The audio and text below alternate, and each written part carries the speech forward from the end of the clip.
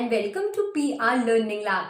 My name is Saumya और आज की वीडियो में मैं आपको बताऊंगी कुछ बहुत ही कॉमनली यूज्ड फाइनेंशियल टर्म्स के बारे में।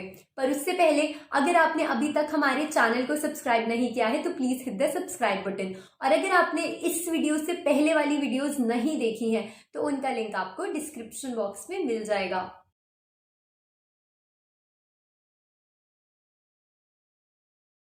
Profit.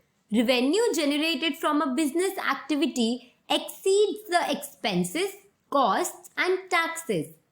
जब भी हम कोई बिजनेस रन करते हैं और हमें उसमें पैसे मिलते हैं तो उस पैसे को हम प्रॉफिट नहीं बोलते हैं। उन पैसों में से जब हम अपने एक्सपेंसेस, कॉस्ट और टैक्सेस को पे कर चुके होते हैं और जो पैसे हमारे पास बचते हैं उसे हम बोलते हैं प्रॉफिट होना। प्रॉफिट को हम हिंदी में बोलते हैं मुनाफा। लॉस, जैसे प्रॉफिट मतलब होता है मुनाफा होना, वैसे लॉस मतलब होता है घाटा होना। जब भी हमें एक बिजनेस में लॉस होता है मतलब कि हमें घाटा हुआ है।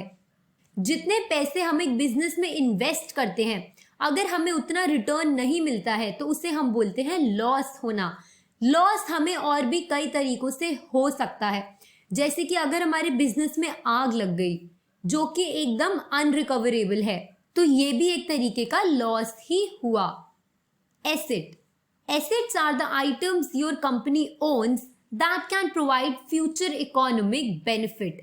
एसेट वो सारा सामान होता है जो हमें फ्यूचर में कभी ना कभी इकोनॉमिक बेनिफिट देगा, यानी कि प्रॉफिट देगा।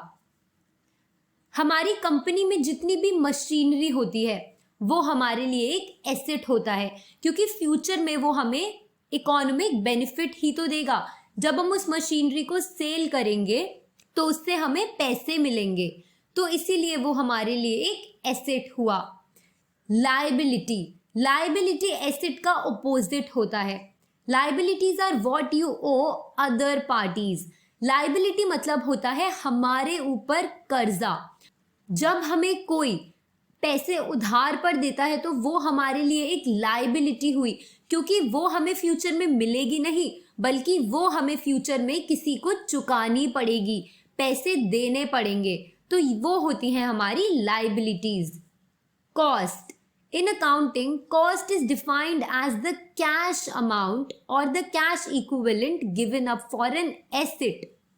जब हम अपने किसी एसेट को सेल करते हैं तो उसके इक्विवेलेंट जो हमें कैश मिलता है वो होती है उस एसेट की cost.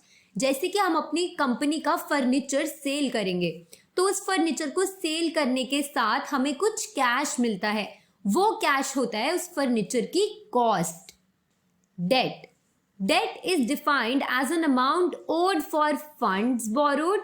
It comes under the liability account. Liability account के अंडर बनता है debt account. जब हम अपने फाइनेंशियल ईयर के एंड में बुक्स ऑफ अकाउंट्स बनाते हैं तो हम लाइबिलिटी के कॉलम के अंडर डेट्स को लिखते हैं। डेट मतलब भी उधार ही होता है। जब भी हम किसी से उधार लेते हैं तो वो होता है हमारे लिए डेट, उसे हम लायबिलिटी अकाउंट के अंडर डालते हैं।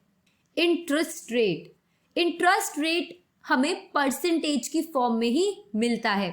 Usually a percentage is the amount charged by a lender that a borrower must pay for using the lender's principal.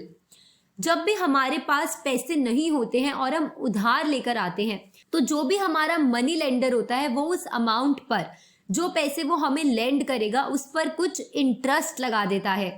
इसका बेस्ट एग्जांपल है बैंक्स। जब भी हम बैंक से कुछ पैसे लोन लेने के लिए जाते हैं तो बैंक हमें पर मंथ के हिसाब से एक इंटरेस्ट रेट लगा के देता है, लाइक 10%, 15%, 20%, उसे हम बोलते हैं इंटरेस्ट रेट। तो हमें हर महीने बैंक को उतना ही इंटरेस्ट पे करना पड़ता है। और प्रिंसिपल अमाउंट वो अमाउंट होता है जो हम बैंक से उधार लेते हैं। जैसे जैसे हम अपना प्रिंसिपल अमाउंट चुकाते रहते हैं, मतलब उससे कम करते रहते हैं, वैसे ही हमारा इंटरेस्ट रेट भी कम होता जाता है। Depreciation, depreciation is defined as the reduction of recorded cost of a fixed asset in a systematic manner until the value of the asset becomes zero. Asset जो होते हैं वो दो तरीके के होते हैं, फिक्स्ड एसेट और करंट एसेट। फिक्स्ड एसेट वो होते हैं जो लॉन्ग टर्म पर्पस के लिए होते हैं, जैसे कि अगर हमने किसी को बहुत लंबे टाइम के लिए उधार दिया हो, या फिर हमारी कंपनी का फर्नीचर या फिर मशीनरी जो हमारे लिए स्टॉक प्रोड्यूस करने में हेल्प करती है, ये सारे होते हैं हमारे फिक्स्ड एसेट। पर जो करंट एसेट्स होते हैं वो होते हैं शॉर्ट टर्म एसेट्स, जो बहुत कम टाइम के लिए हमारे पास होते हैं। जैसे कि हमारा स्टॉक जो हमारी कंपनी प्रोड्यूस कर रही है वो एक तरीके का करंट एसेट होता है। जो डेप्रिसिएशन होता है वो हमेशा फिक्स्ड एसेट्स के ऊपर चार्ज होता है, मतलब कि उन एसेट्स पर चार्ज किया जाता है जो हमारी कंपनी में प्रोडक्शन में हेल्प करते हैं, स्टॉक बनाने में हेल्प करते हैं। जैसे कि मशीनरी, जब भी हम कोई नई मशीनरी खरीद कर लाते हैं तो उसकी वैल्यू बहुत ज़्यादा होती है, पर जैसे जैसे हम उसे यूज़ करते हैं उसकी वैल्यू कम होती जाती है। उसे हम बोलते हैं डेप्रिसिएशन चार्ज होना। हर कंपनी अपने फिक्स्ड एसेट्स पर डेप्रिसिएशन चार्ज करती है, यानी कि उसकी वैल्यू को कम करती है, और जब भी वो फ्यूचर में उन एसेट्स को सेल करेगी तो उसे उसके उतने ही पैसे मिलेंगे जितने डेप्रिसिएशन चार्ज होने के बाद दिखेंगे। और एक टाइम ऐसा भी आता है जब कंपनी के एसेट की वैल्यू जीरो हो जाती है। Turnover, turnover is an accounting concept that calculates how quickly a business conducts its operations. Turnover मतलब होता है कि एक कंपनी कितनी जल्दी अपने बिजनेस ऑपरेशंस को कर रही है। जैसे कि हम किसी कंपनी के लिए बोलते हैं कि उसका सेल्स टर्नओवर बहुत अच्छा है, इसका मतलब कि वो अपनी कंपनी के सेल्स बहुत जल्दी कर रही है, जिसकी वजह से वो काफ़ी ज़्यादा अर्न कर रही है। तो इसी तरीके से हम टर्नओवर वर्ड का यूज करते हैं। अगर आपको ये वीडियो पसंद आया तो प्लीज इस वीडियो को लाइक और शेयर जरूर कीजिए, and don't forget to subscribe to our channel. Thanks for watching.